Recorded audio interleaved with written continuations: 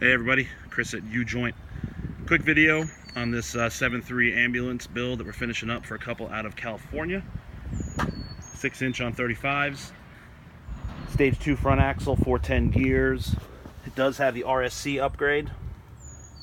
Detroit True Trac. Dana 60 of course. 35-inch Toyo AT2s on Pro Comp wheels. The RSC, some guys get confused. So when I say we did the RSC upgrade on this van, we didn't add the electronics of the roll stability control.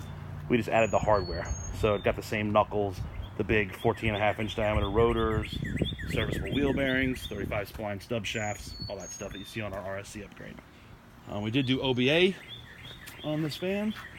Full transmission rebuild, four-wheel drive output shaft, tail housing, heavy-duty torque converter.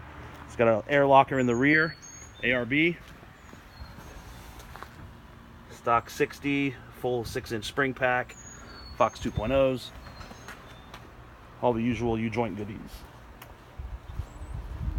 So 7.3 ambo, 6-inch 35s.